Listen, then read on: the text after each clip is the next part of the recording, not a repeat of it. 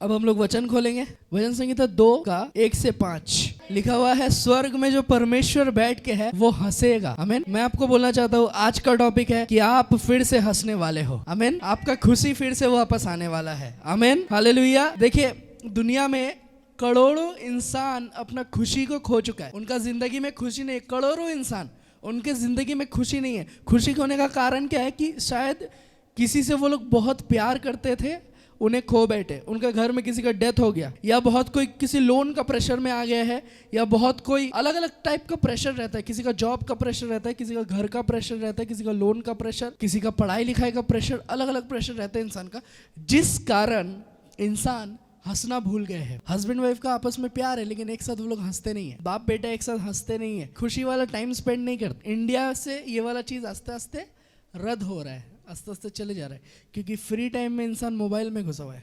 बेटा भी मोबाइल में, बाप भी मोबाइल में। फ्री टाइम में यही हो रहा है। पहले फ्री टाइम में एक साथ इंसान बैठ के रहता था ना।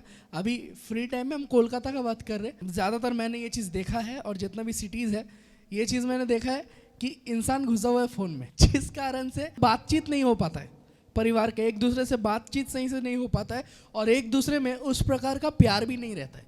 तो इंसान का जीवन से खुशी खो जा रहा है आस्ते आस्ते। अब ये तो हो गया घर का बात, इसके साथ साथ अब बाहर का बात को जोड़ लीजिए कि बाहर का इंसान भी आपको खुश नहीं रखता है। कोई आपको, ज़्यादातर इंसान आपको खुश नहीं देखना चाहता है। सब कोई भला दिन का इंसान नहीं होता है, अच्छा दिल का इंसान सब कोई नहीं होता है। कुछ कुछ जन्म ले लिया तो ले लिया, पता नहीं आजकल जन्म नहीं लेता है ऐसा इंसान, लेकिन ले लिया तो ले लिया। कुछ कुछ इंसान का वजह से आपका ज़िंदगी में खुशी आता है, लेकिन उससे ज़्यादा कभी कभार दुख भी आ जाता है। आमीन, हालेलुया। तो एक चीज जान के रखिए, कोई भी इंसान आपको कभी भी खुश नहीं कर पाए। आप किसी से उम्मीद रखिएगा ये मेरे लिए ऐसा करेगा, और ज़रूरत के टाइम में अगर उसने वैसा नहीं कर पाया, उस टाइम आपको दुख लगेगा कि अरे ये ऐसा क्यों नहीं किया।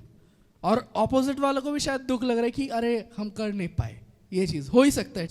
यहाँ पर ही मेरा जो वचन का टॉपिक है, मैंने ये वाला वचन क्यों चुना है, क्योंकि अगर आपको खुश होना है, ज़िंदगी में खुश रहना है, तो आपको क्या करना है, इस चीज़ के बारे में हम आपको बताना चाहते हैं। आमीन। क्योंकि देखिए, खुशी बाहर से आपको नहीं मिलेगा, आपके अंदर में जन्म लेगा खुशी। और एक ऐसा खुशी जन्म लेगा, एक ऐसा आनंद आपके अंदर में आएगा कि किसी को ज़रूरत नहीं है आपको आके थोड़ा गुदगुदी दे दे, किसी को ज़रूरत नहीं है कि आपको आके थोड़ा हंसा दे। आपका जीवन में खुशी रहेगा। आमीन। आपके जीवन में खुशी रहेगा।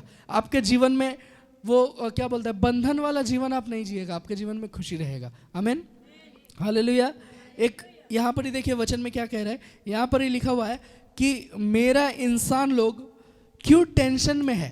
बोला मेरा इंसान लोग, जो लोग मेरा आराधना करता है, जो लोग मेरा सेवा करता है, बोल रहा है कि तुम लोग क्यों घबराए हुए हो। बोला मैं जानता हूँ कि दुनिया में क्या चल रहा है, और जो कोई भी तुम्हारे विरुद्ध में उठ के खड़ा हुआ है और परमेश्वर के विरुद्ध में उठ के खड़ा हुआ है, वो लोग कह रहे हैं कि हम लोग विश्वासियों को नाश कर देंगे। परमेश्वर बोल रहा है कि परमेश्वर उन्हें ठट्टों में उड़ा देता है। आमीन, हालेलुया। बोला जो कोई भी आपके विरुद्ध में उठ के खड़ा है, बोल रहा है कि परमेश्वर उसको ठट्टों में उड़ा देता है, मतलब हंस के उड़ा देता है उन्हें। परमेश्वर के लिए बड़ा काम नहीं है कोई भी चीज। उसका बात कह रहा है, जो लोग तुम्हारे विरुद्ध में उठ के खड़े हैं, लिखा हुआ है परमेश्वर का गुस्सा, परमेश्वर का क्रोध उनके ऊपर आएगा, और उनको और दिखाई भी नहीं मिलेगा। आमीन। मतलब आप लोग और देख भी नहीं पाओगे उनका क्या हो गया।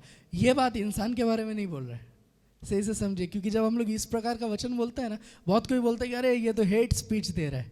ठीक है, हेट स्पीच नहीं। ये चीज़ किसके बारे में बोल रहा है, आपके विरुद्ध में कौन उठता है, आपके विरुद्ध में क्या चीज़ आके खड़ा हो जाता है। जब आप बाहर निकलते हो, सोचते हो कि हम फुर्ती का तरीका से काम करेंगे, आपके विरुद्ध में कमजोरी आके खड़ा हो जाता है।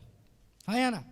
जब आप सोचते हो कि हम कुछ अच्छा करने जाएंगे, आपको पता रहता है मेरे ये वाला दवाई इस टाइम से खाना होगा, तो वो दवाई आपके विरुद्ध में उठ के खड़ा हो जाता है। कभी कभार कोई रोग बीमारी आपके विरुद्ध में उठ के खड़ा हो जाता है। कभी कभार कुछ भी प्रकार का टेंशन, कुछ भी प्रकार का परेशानी जो आपके विरुद्ध में उठ के खड़ा हो जाता है, और आप सोचते हो कि हम इसको कैसे करके पार करें। कुछ भी टेंशन का वजह से आपके जीवन में खुशी नहीं है, कुछ भी परेशानी की वजह से।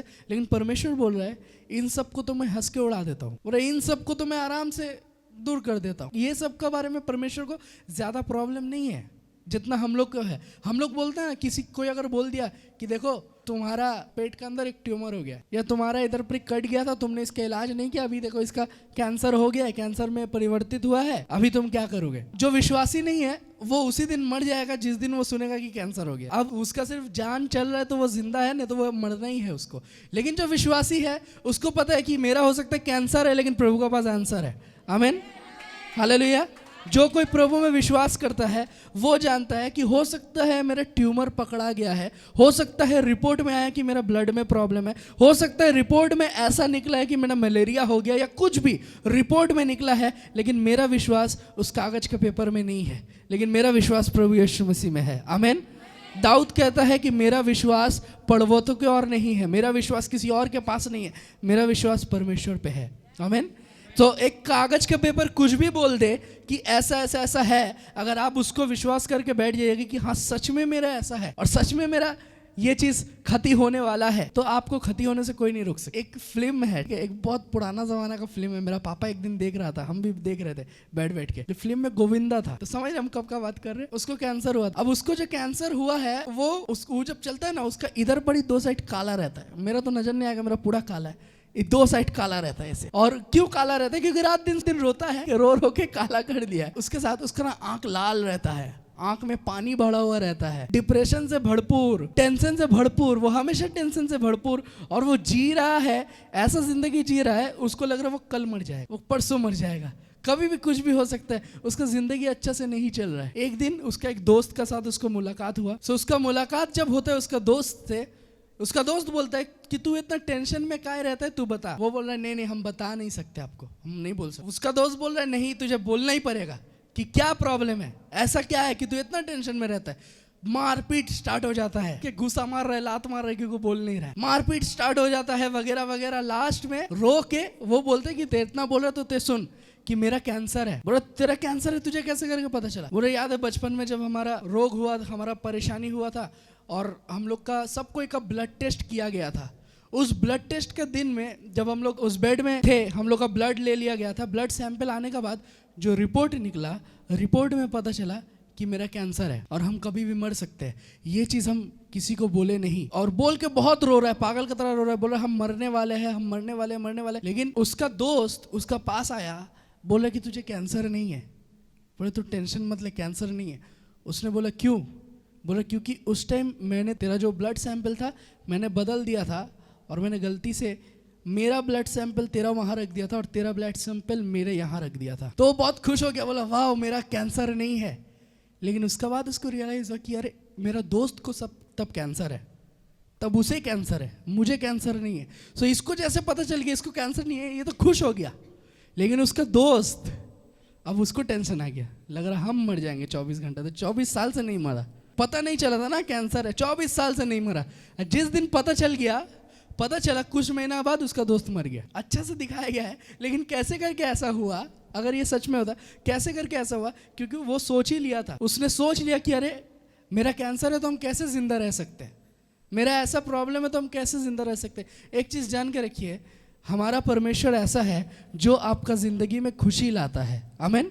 जो आपके ज़िंदगी में दुख नहीं लाता है। अब्राहम का जब बच्चा नहीं हो रहा था, अब्राहम का 100 साल, उसका जो बीवी है वो प्रेग्नेंट नहीं हो सकती। साइंटिफिक रूप में जो भी बोलता है, जो बेबी का जगह होता है सूख गया या कुछ भी नहीं हो सकती, वो माँ नहीं बन सकती, अब्राहम भी बाप नहीं बन सकता, सब खत्म उस जगह में। परमेश्वर बोल रहा है कि अब्राहम तुम बाप बनने वाले हो। बोले अब्राहम तुम बाप बनने वाले।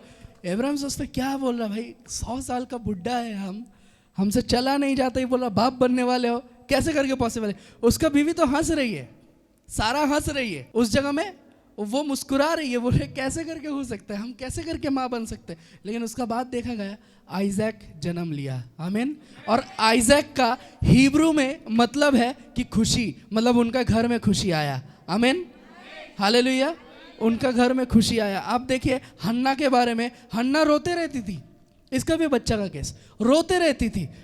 जो प्रार्थना का जगह है, प्रार्थना में जगह में जाके वो रो रही है, और जो पुजारी है वो सोच रहा है कि ये नशा करके, बोला अरे जाओ इधर, बड़ी नशा वशा मत करो। तो वो बोल रहा हम नशा नहीं करके, हम रो रहे क्योंकि मेरा बच्चा नहीं हो रहा है। रोते रहती थी, रात दिन रोती थी। लेकिन एक दिन परमेश्वर उसका आंसू को कबूल किया, और उसका बाद उसका एक लड़का हुआ जिसका नाम सैमुएल था। आमीन, हालेलुया। कि जिंदगी में जो कुछ भी होता है ना, हर एक परिस्थिति के लिए मत रोइए, हर एक परिस्थिति के लिए टेंशन मत लीजिए। परमेश्वर का एक परफेक्ट टाइमिंग है। और भजन संगीता में लिखा हुआ है कि परमेश्वर कह रहा है मैं अपना समय अनुसार सब चीज़ों को सुंदर बना दूंगा। आमीन। तो जब परमेश्वर अपना समय अनुसार चीज़ों को सुंदर बनाने वाला है, आप समय से पहले क्यों टेंशन लेते हो? समय से पहले मत लीजिए टेंशन, ठीक है? कभी भी टेंशन मत लीजिए। जब समय आएगा परमेश्वर कर देगा। आमीन, हालेलुया। आपको हो सकता है घर चाहिए और आप बहुत तड़प रहे हो, आपका सही से घर नहीं है, समय आएगा परमेश्वर दे देगा। आमीन, हालेलुया। जब टाइम आएगा परमेश्वर दे देगा। आपको हो सकता है गाड़ी चाहिए, आपको बहुत ज़रूरत है गाड़ी का या बाइक चाहिए, कुछ भी, लेकिन आप प्रार्थना कर रहे हो, आप तड़प रहे हो, आप बोल रहे हो अरे भाई मेरा पड़ोसी एसी खरीद रहा है, मेरा पड़ोसी फ्रिज खरीद रहा है, उनका इंडक्शन आ गया, उसका ऐसा आ गया, उसका मेरा काहे नहीं आ रहा है। हम क्या गलती कर दिया? हम तो प्रभु में रोज जा रहे, हम तो हर संडे जा रहे। लेकिन जान के रखिए एक समय है और परमेश्वर ठीक जब समय आएगा उस समय में परमेश्वर आपको देगा। आमीन, हालेलुया। क्योंकि समय से पहले अगर आपको मिल जाएगा आप उसका वैल्यू भी नहीं समझिएगा, आप उसको खो दीजिएगा। आमीन। तो सही टाइम में परमेश्वर ब्लेसिंग देगा। आप ज्यादा ना हाथ पैर मत मारो, पैसा क्यों नहीं आ रहा है, मेरा पैसा क्यों नहीं आ रहा है, हम खटेंगे, हम मेहनत करेंगे, हम जो मर्जी करेंगे, मुझे चाहिए मुझे चाहिए मुझे चाहिए। अरे भाई पैसा लेके मर जाओगे, कौन खाएगा वो पैसा? आप महीना का 1,00,000 रुपया कमाओ, 1,00,000 रुपया आप कमा रहे हो महीना का, हर महीना आप 1,00,000 कमा रहे हो, आप जमा रहे हो, साल का 12 लाख हो जाएगा, मज़ा आ जाएगा। लेकिन उसके बाद अगर आप मर गए, उसके बाद अगर आपका मौत हो गया, क्या करोगे? बाइबल कहता है कि संसार के लिए धन इकट्ठा मत करो। आमीन। इकट्ठा करना है तो परमेश्वर के लिए करो। आमीन। स्वर्गीय धन को इकट्ठा करो। जब आप स्वर्गीय धन को इकट्ठा करते हो ना, परमेश्वर आपके लिए दरवाज़ा खोल देता है। आमीन, हालेलुया। आप अगर परमेश्वर के लिए कुछ कर सकते हो तो परमेश्वर आपके लिए बहुत कुछ कर सकता है। अगर आप परमेश्वर के लिए एक कदम बढ़ा सकते हो, वो 9 कदम आपकी तरफ बढ़ा सकता है। आमीन। लेकिन परमेश्वर के लिए आपको आगे बढ़ना पड़ेगा। हम लोग कभी कभार आते हैं ना, सोचते हैं कि परमेश्वर सिर्फ हमको चंगाई दे दे, परमेश्वर सिर्फ हमको ऐसा दे दे, सिर्फ मेरा एक सर्टिफिकेट मिल जाए कि हम क्रिश्चियन हैं, मेरा सब जगह से स्कॉलरशिप लग जाए वगैरह वगैरह, ये चीज़। लेकिन सिर्फ ये चीज़ तक प्रभु को सीमित मत करिए। आमीन। प्रभु इससे बड़ा कुछ करना चाहता है, प्रभु बहुत बड़ा कुछ करना चाहता है। हम लोग बहुत कोई विश्वास भी नहीं कर पाते। जब हम लोग बोलते हैं ना कि प्रभु आपके लिए बहुत बड़ा कुछ करेगा, आप बोलेगा अरे मेरा तो उम्र है 70 साल, मेरा तो उम्र है 50 साल, या हम 40 पार कर चुके हैं, अब प्रभु क्या करेगा? ठीक है, अब्राहम का तरह कि मेरा तो उम्र है 100 साल, कैसे करके बच्चा होगा?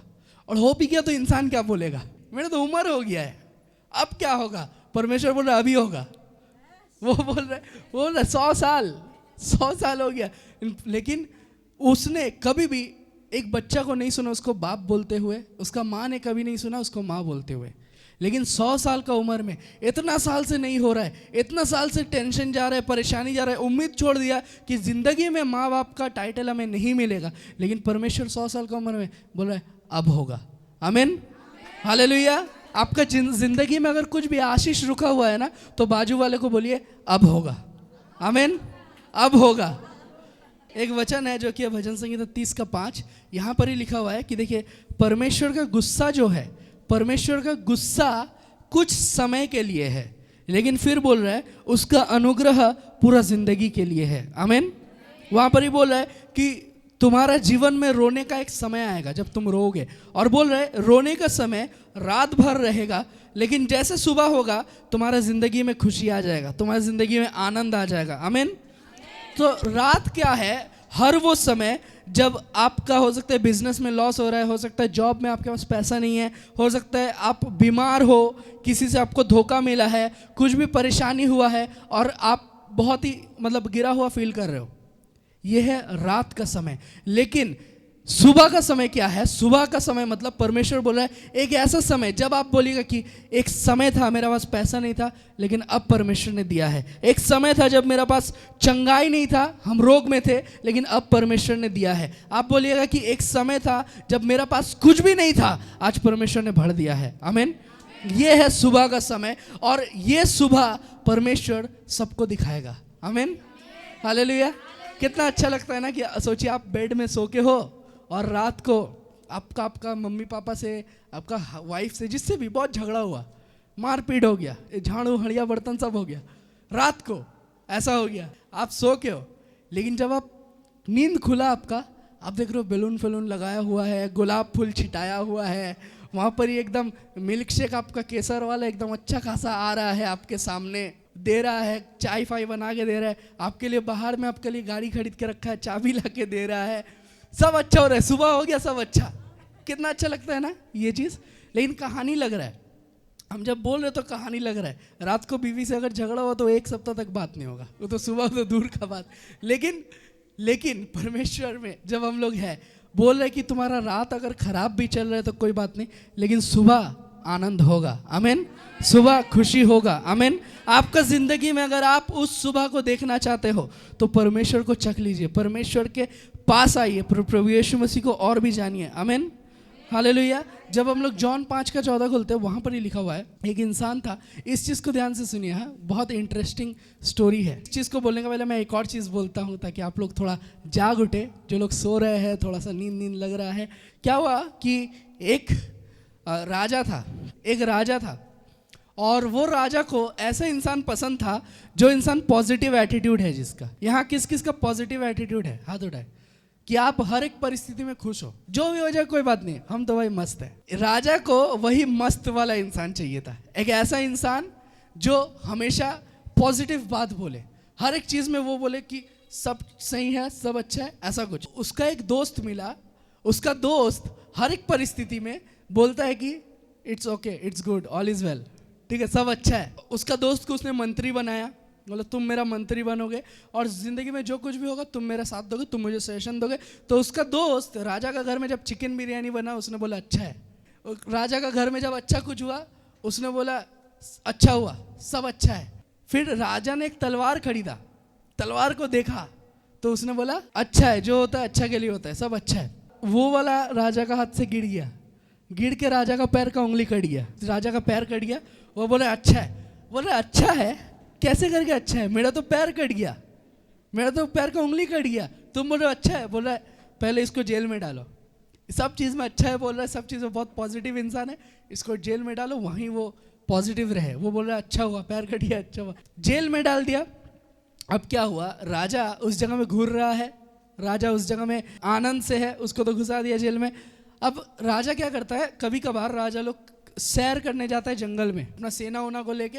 इस बार क्या हुआ, उसके पास सेना नहीं था, 3 महीना बाद उसके पास सेना नहीं था, वो ऐसे ही चले गया जंगल में लड़ाई करने या जंगल में सैर करने। तो जब वो गया उस जगह में, जंगल में अचानक आवाज आ रहा है, झिंगालालाहू झिंगालालाहू, जंगल में आवाज आ रहा है झिंगालालाहू। क्या हुआ, सब आदिवासी लोग घेर लिया राजा को। अब घेर लिया, बोला अब देवी को बलि चढ़ेगा, राजा का बलि जरूरत था, अब चढ़ेगा देवी को। तो राजा को पकड़ लिया, पकड़ के रेडी कर दिया, राजा रोस्ट होगा, राजा तंदूरी, चिकन तंदूरी सुने है ना। तो राजा को लगा दिया उस जगह में, लगा देने का बाद सब तैयार कर रहा है हर एक चीज। तो राजा का जैसे बलि देने वाला है, एक आदिवासी देखते उसका पैर का उंगली कटा हुआ है, बोलते अरे ये तो अपूर्ण है, तो अपूर्ण बलि, देवी गुस्सा हो जाएगी अगर अपूर्ण बलि दिए, तो इसको छोड़ दो। तो राजा को तो छोड़ दिया, राजा दौड़ के महल में आया, महल में आके बोला, पहले बोला कैदी को निकालो, उसने बोला था अच्छा हुआ, जो हुआ अच्छा हुआ, सच में ऐसा ही हुआ, जो हुआ अच्छा हुआ। कैदी को निकाला गया महल से, निकाल के बोला कि अरे अच्छा हुआ कि तुम उस दिन बोले थे कि उंगली कट गया, अच्छा हुआ, क्योंकि उंगली कट गया हम बच गए, ना तो आज गर्दन ही कट जाता मेरा। सो सबकी चीज़ ठीक ही हुआ, लेकिन मुझे ये समझ नहीं आया तुम्हारे साथ अच्छा क्या हुआ, मेरे साथ तो अच्छा हो गया, हम तो बच गए, लेकिन तुम्हारे साथ अच्छा क्या हुआ। तो उसका दोस्त ने बोला कि राजा हम तो आपका दोस्त थे और आप जहाँ जाते थे हमको लेके जाते थे, इधर भी आप जाते जहाँ पर आदिवासी लोग पकड़ा था, आप हमको ही लेके जाते, और आप तो अपूर्ण हो और लेकिन हम तो पूर्ण है, मेरा तो सब कुछ ठीक है, बलि तो हम चढ़ जाते, तो जो हुआ अच्छा हुआ, जो हुआ अच्छा हुआ, इसीलिए सब कोई बच गया उस जगह में। तो राजा को समझ आया कि नहीं, जिंदगी में जो कुछ भी होता है उसको आप हंस के उड़ा दो, आमीन। राजा ये चीज़ समझ गया, एक मामूली मंत्री उसको समझा दिया कि आपका ज़िंदगी में आज परिस्थिति ऐसा है, जो मैं बोला ना रात और सुबह, परिस्थिति ऐसा है कि रोने वाला परिस्थिति है, आप रो रहे हो, आपका ज़िंदगी खराब है, आपका हालत खराब है, पैसा नहीं है, रोग बीमारी है, तकलीफ है, जो कुछ भी है आपका ज़िंदगी में, लेकिन एक चीज़ जान के रखिए, सुबह होगा। आमीन, हालेलुया। एक चीज़ जान के रखिए, जितना भी मेरा ज़िंदगी में रोग है, जितना भी मेरा ज़िंदगी में तकलीफ है, जितना भी फाइनेंशियल प्रॉब्लम है, लेकिन परमेश्वर ऐसा रहने नहीं देगा मुझे। आमीन। परमेश्वर कुछ तो करेगा, क्योंकि वो मेरा बाप है। आमीन। मैं उसका बेटा हूँ, मेरा ज़िंदगी वो बदलेगा, और जब मेरा ज़िंदगी वो बदलेगा, पूरा दुनिया देखेगा कि इसका ज़िंदगी में क्या हो रहा है। आमीन, हालेलुया। बाजू वाले को बोलिए, तुम्हारा ज़िंदगी बदलेगा, तुम्हारा ज़िंदगी बदलेगा। आमीन, हालेलुया। आज आपका परिस्थिति कैसा है मुझे नहीं पता, आपका घर परिवार कैसे चल रहा है मुझे नहीं पता। हम लोग सिर्फ संडे संडे मिलते हैं, लेकिन कोई है जिसको पता है हर एक चीज़, कोई है जो जानता है हर एक चीज़। तो जो जानता है, जो देख रहा है, वो परिस्थिति को बदलेगा आपका। आमीन, हालेलुया। जस्ट प्रार्थना करते रहिए, प्रार्थना करते रहिए। बाइबल में लिखा हुआ है, कुछ भी परिस्थिति आए प्रार्थना करो, खुशी का समय आए प्रार्थना करो, दुख का समय आए प्रार्थना करो, प्रॉब्लम का समय आए प्रार्थना करो, और जब सब चीज़ ठीक हो जाए तो धन्यवाद दो। आमीन, हालेलुया। सब कुछ ठीक हो जाए तो धन्यवाद दो। जैसे हम बोल रहे थे यूहन्ना का, जॉन का 5:14 में, वहाँ पर ही एक जन ऐसा था जो ना, जिसका हल्का प्रॉब्लम था चलने फिरने में, वो सही से चल नहीं सकता था, लेकिन एक बेथिस्डा नाम का एक जगह में वो बैठ के रहता था, एक तालाब था उस जगह में। उस तालाब में एक समय ऐसा आता था कि पानी हिलता था, और वो लोग मानता था कि कोई स्वर्गदूत आके पानी को हिलाता था।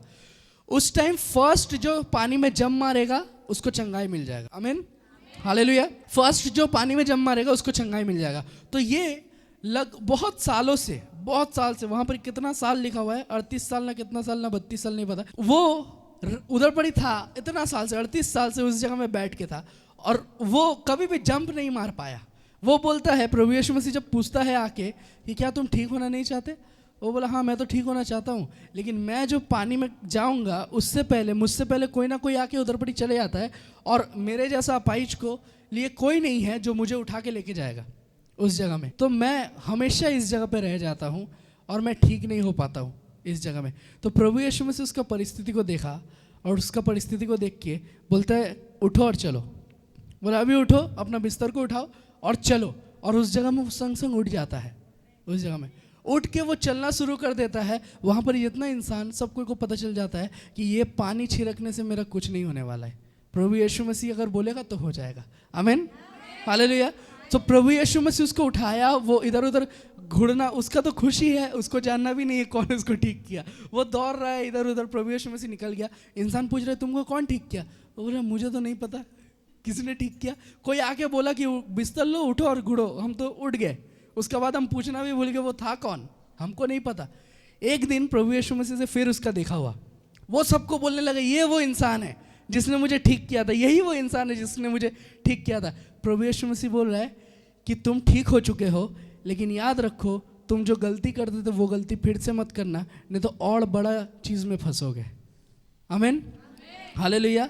आज का जो टॉपिक मेरा है कि आपके जीवन में परमेश्वर खुशी फिर से लाएगा, आप फिर से हंसोगे। लेकिन एक चीज़ जान के रखिएगा, जब आपके जीवन में अच्छा परिस्थिति आए, जब आपके जीवन में खुशी आए, जब आपके जीवन में चंगाई आए, कुछ भी आ जाए, कभी भी मत भूल जाइएगा कि एक समय से परमेश्वर ने आपको निकाला है। आमीन, हालेलुया। और क्योंकि उस समय से परमेश्वर ने आपको निकाला है, अब आपका ये जिम्मेदारी है कि आप भी परमेश्वर के लिए किसी और को उस परिस्थिति से निकालो। आमीन, हालेलुया। हो सकता है ना आप बहुत भयंकर रोग में फंसे हुए थे और आप इस जगह में आए, आपको प्रार्थना मिला, आप ठीक हो गए। अब आपका काम क्या है कि आप किसी और के लिए प्रार्थना करिए। आमीन, हालेलुया। आप किसी और को प्रार्थना दीजिए, आप किसी को जाके बहाना मत दीजिए। कोई कॉल किया या कोई आपको बोला कि आके थोड़ा प्रार्थना दे दो, अब बोलेगा नहीं हम तो थोड़ा सा बिजी है, मेरा घर में गेस्ट आया हुआ है, मेरा पैर में दर्द हो गया, मेरा कमर में दर्द हो गया। प्रार्थना के टाइम में ये सब होता है, सब कोई का गेस्ट आ जाता है, सब कोई का दर्द शुरू हो जाता है। लेकिन अगर आप सच्चा विश्वासी हो प्रभु यीशु मसीह का, आपको आगे बढ़ना पड़ेगा। आमीन, हालेलुया। आपको कोई नहीं रोक सकता। आप एक बार कोशिश करिए आगे बढ़ने का, आपको कोई नहीं रोक सकता। इंसान ना आपको देख के 1000 रकम का बात बोलेगा। आपको अभी सोचिए कोई अगर इस जगह में रोग, भयंकर कुछ रोग लेके आया है इस जगह में, और वो ठीक हो गया या ठीक हो रहा है आस्ते आस्ते, इंसान उसका नाम में फैला देगा कि अरे ये भूतैल है, ये भूतनी है, ये रोगी है, ये ऐसा है। हम लोग डरा के रख देते हैं इंसान को, ऐसा हो जाएगा, वैसा हो जाएगा, उसके पास मत जाओ ऐसा। लेकिन हम लोग भूल जाते हैं कि प्रभु कौन है। आमीन। आइए हम लोग खड़ा हो जाते हैं।